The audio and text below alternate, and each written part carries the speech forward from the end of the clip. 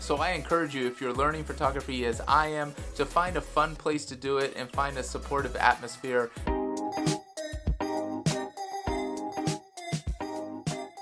Buenos Diaz and welcome back to the vlog, everybody. Today we are in Disneyland, Anaheim, California, the Dapper Day edition.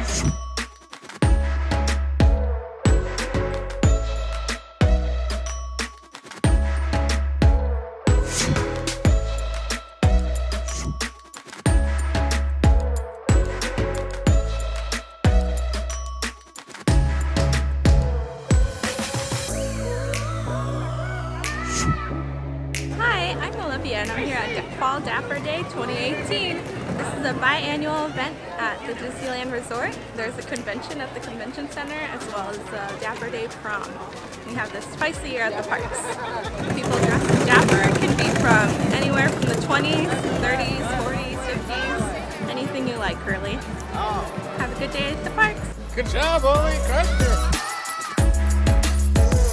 Not really certain what happened here, but I didn't get a proper introduction. After I said that I was at Disneyland, we were at Disneyland. My main focus was to do some photography with the Lensball.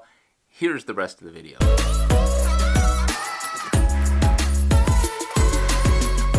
All right, the first shot was of the castle with the Lensball or the crystal ball, and I think it came out pretty good. Risa? You did a good job. She was the hand model on that one. Yeah, it's my hand. And I think I'll be using her more and more today. I'm going to have to charge you for my pedicure because it's looking pretty bad. And if you're using my hand for these photos, I don't think so. fee? I don't think so. No fee. I think I just bought you lunch. yeah, that was service fee, but not the entire cost. Okay, the challenge today is not to take all the typical shots with this Lensball, just to take some shots that are kind of a little bit off the ordinary, offset, that kind of thing. So here we are in a little park by, I believe, the Wishing Well. There's a big long line for the Wishing Well, so I don't think we're gonna go there. But see these little ducks right here? Little ducks, these beautiful roses. You've got the castle. You got the castle off to the side. I think it's not a bad shot.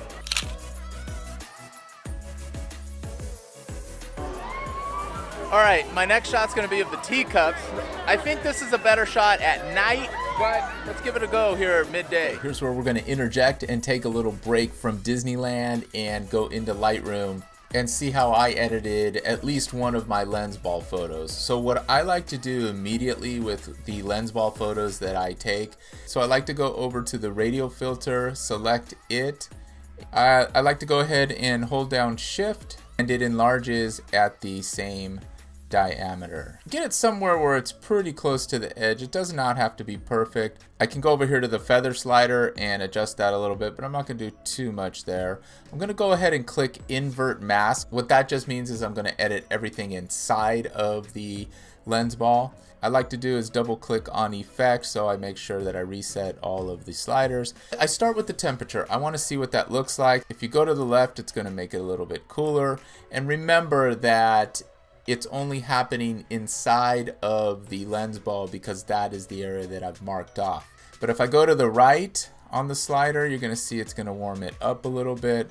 You can mess around with the tint. I'm going to let this image lend itself more to the greens there. So I'm going to have a -25. I think that looks good. Once you go to exposure, I'm going to bring it down a little bit so I get a little bit more detail. I'm going to go ahead and bring the contrast up slightly. Highlights, I'm going to bring them down slightly. You can play with the shadows a little bit, left and right. You can kind of see the difference there. I'm going to lighten it up a little bit, so I'm going to bring the shadows up slightly.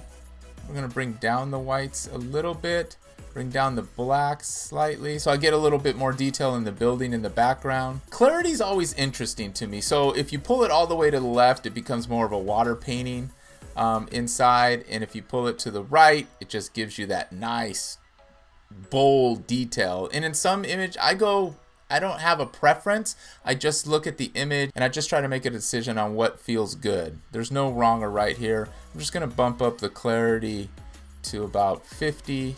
I think I like that. I leave dehaze alone. The saturation, Again, you can see that you can get some really vibrant colors if you bump up the saturation inside, or if you pull it down, it mutes it almost to like a black and white. I really like the way the colors pop. And these are, and remember, these are the teacups, so there's lots of color both in the top of the image with the lights, the colorful lights that are there, and down below where all of the different teacups or the saucers are all different colors. You have yellows, you have reds, you have oranges, purples. So there's lots of color there to play with afterwards and outside of the Lensball itself. I think that's looking pretty good. I'm gonna go ahead and click done, and I'm gonna zoom in a little bit. Yeah, I really like the colors in there. In some cases I rotate the image, I'll show you here.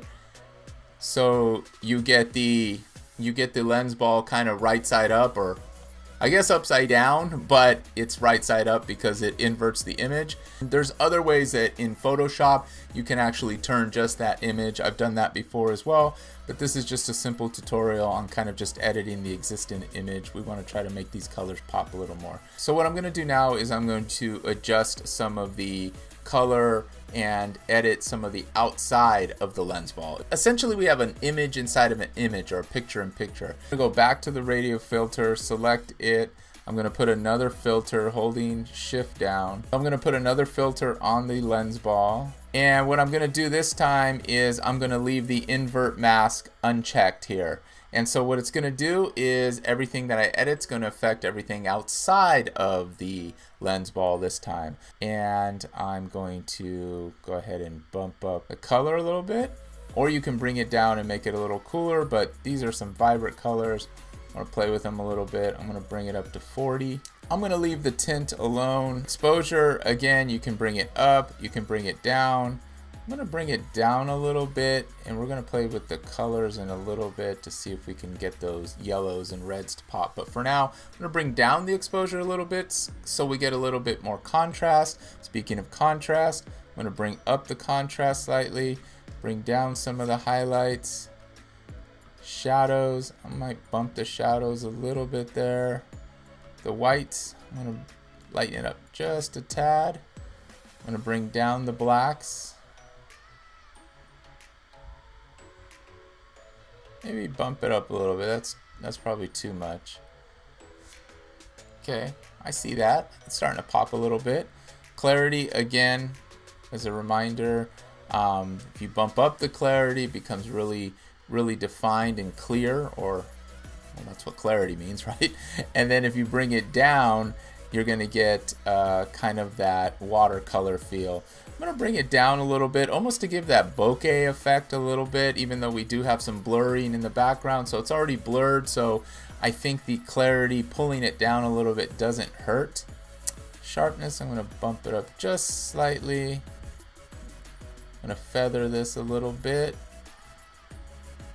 Okay, I'm going to click done. I like that. Now I'm going to go to the Hsl Color Slider, and I'm just going to play with the reds, the orange, the yellow, all the colors. You have them all here, so let's just play with it overall. Let's see what we can do as we kind of move the slider back and forth. So you can see that red is really affected when I move it to the right. I really like that. Oranges, I'm going to bump those up a little bit. Yellows, yeah, it's becoming really rich. I like it. I like it. I'm going to bring down the greens a little bit, just because all the trees are already highlighted by the sun. I think it's okay. I'm going to bring up the aqua, the blues, the purple, the magenta. I'm really liking how this image is coming out. It's just got a lot of colors going on. I'm going to go to the tone curve and give it a little bit of an S curve. I'm going to play with it slightly, bring down this.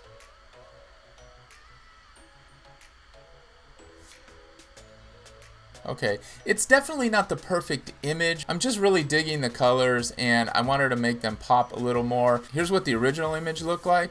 So it's a nice image just on its own, but the colors are a little bit muted. And in this case, we've brought it down. We've got kind of a little bit of a darker field, but yet you can see the colors both through the Lensball, and in the back they're kind of popping and they're contrasting on their own. So yeah, overall I think that's a done image. We could probably do some other things to it. I'm definitely going to go ahead and go do the lens correction and remove chromatic aberration and enable profile corrections for the lens and camera that I was using. I think I'm going to call it a day. Let's get back to the video.